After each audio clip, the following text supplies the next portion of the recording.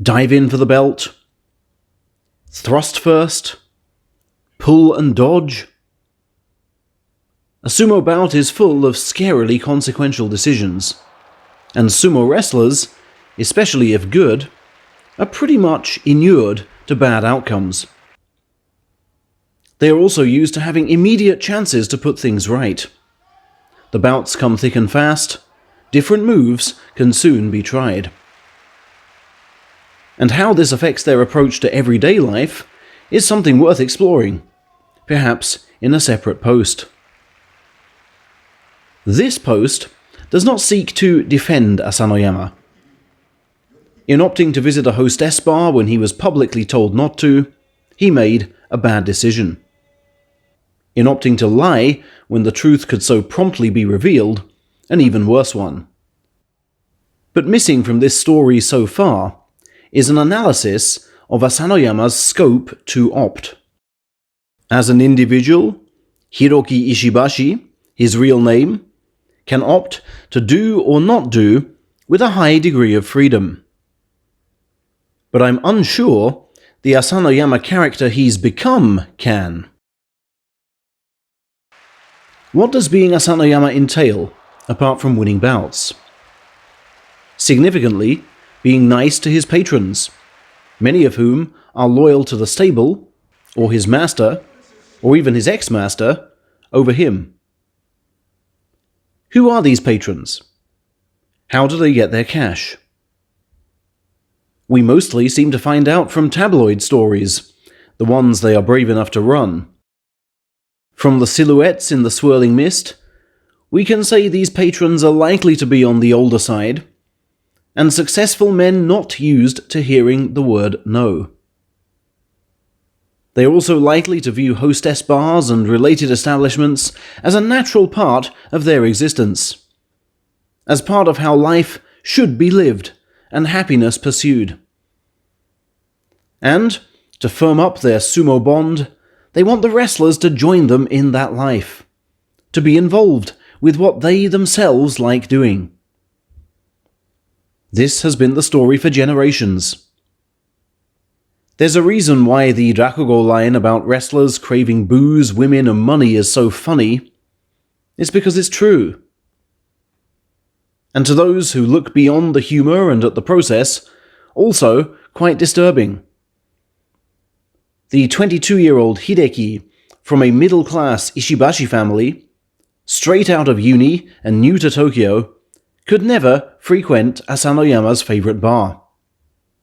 Is too expensive and members only. Somebody, at some point, has to introduce him.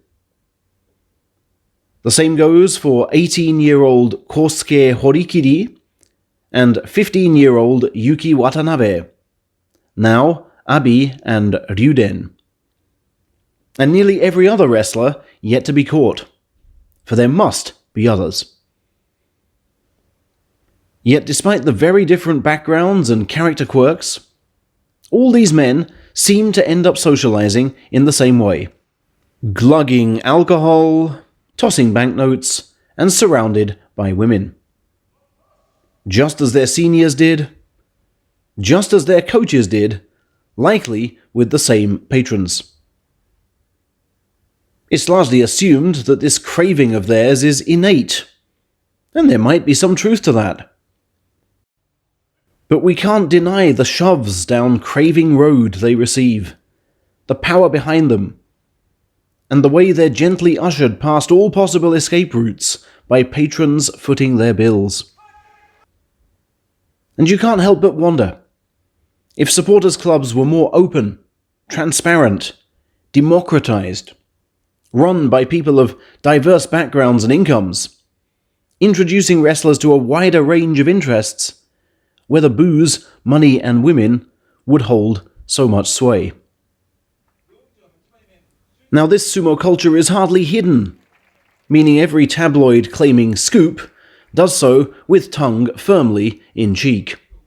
A fact, I think, acknowledged by many readers, leaving few genuinely surprised by what Asanoyama did. Booze, money, and women are central themes of most sumo parties. Against backdrops of shining wine glasses, do fans throw banknotes into wrestlers' bags or hands, and patrons, or aspirant patrons, arrive with 2, 3, 5 young females in tow, ready for rounds of sumo speed dating. Even the tabloid scooping, inverted commas, Ryuden, admits that his dalliance resulted from a party conducted in that spirit. A decision he was bounced into.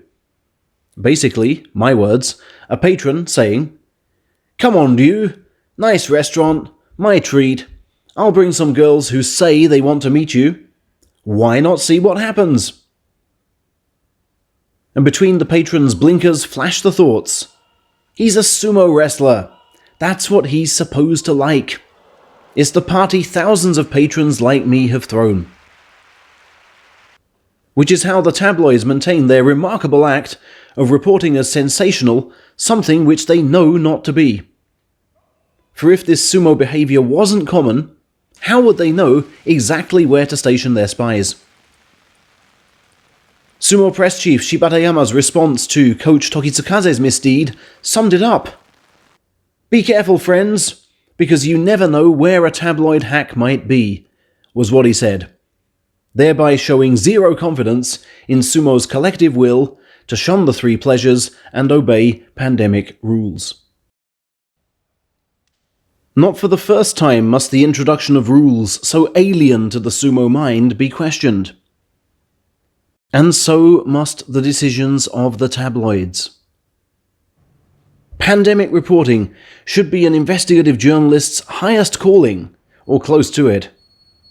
A situation in which holding power to account to protect people's health and lives is paramount.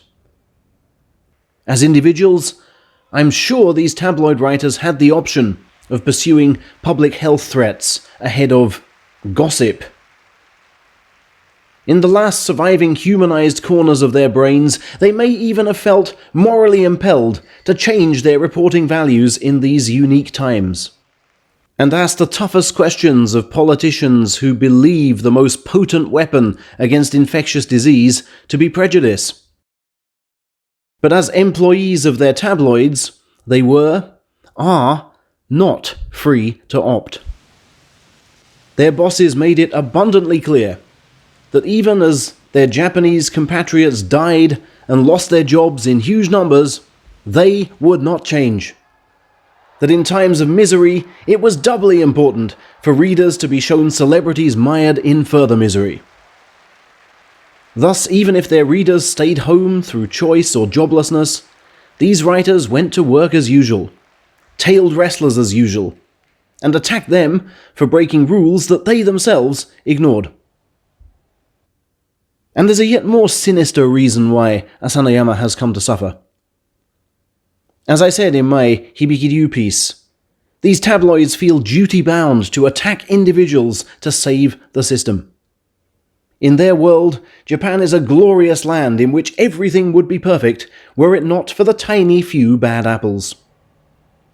A mid-pandemic Olympics is unquestionably okay, and would run with velvet smoothness if only these ministers, one of whom is a woman, didn't sleep in meetings. An incompetent minor minister can be blitzed for the government's wider failings, but even more fire must be turned on the opposition, under whom this fine country, perish the thought, would be far worse off.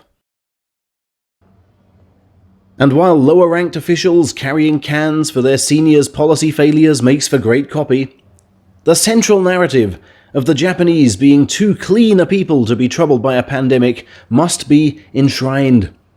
If you get the virus, you should assume it's your fault.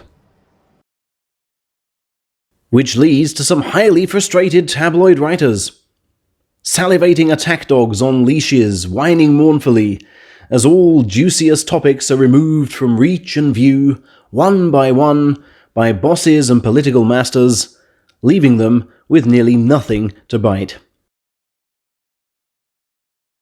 Their impotence hurts, and rarely more so than when a virile, handsome Asanoyama, strong enough to floor them with a mere nudge, strides onto the scene looking happier than them, seemingly, but not actually, with more freedom of choice.